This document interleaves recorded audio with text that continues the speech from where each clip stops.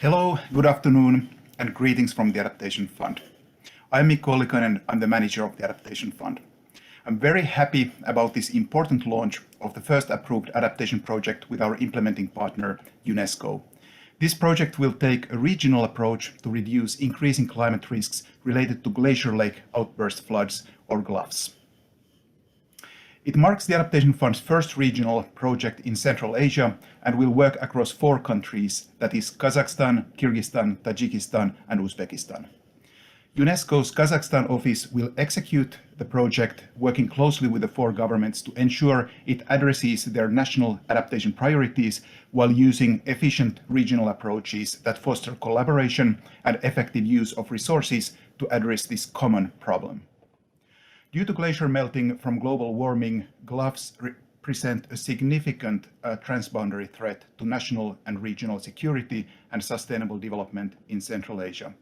The project leverages the countries' somewhat similar government structures, allowing them to utilize more research capacity and develop monitoring, assessment, and response strategies while adapting to local physical, cultural, and societal contexts. It will strengthen national and regional capacities to monitor and assess GLOFC hazards, design and launch early warning systems and technologies, and benefit over 90,000 direct and indirect beneficiaries, including a special focus on women and youth. Further, regional knowledge exchange workshops will identify successes, lessons, and potential for replication and scaling up.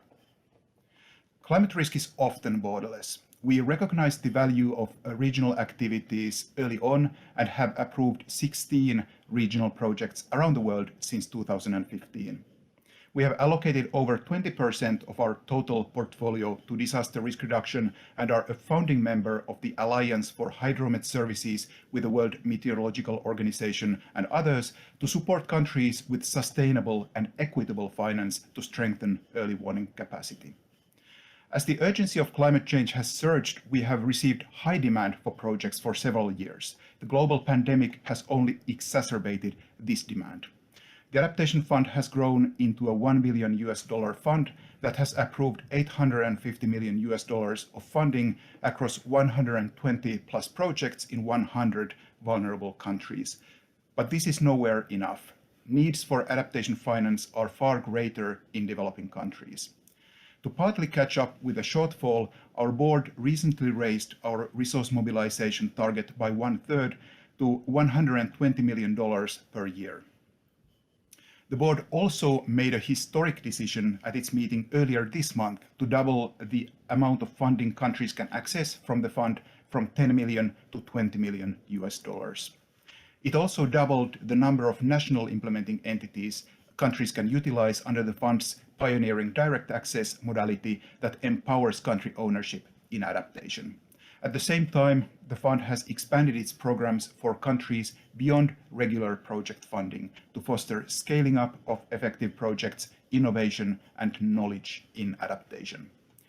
We are thankful for UNESCO's partnership.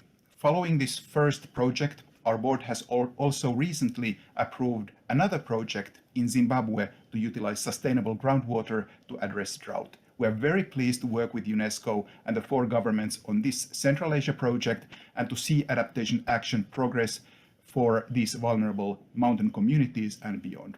I wish all the best for this excellent project. Thank you very much.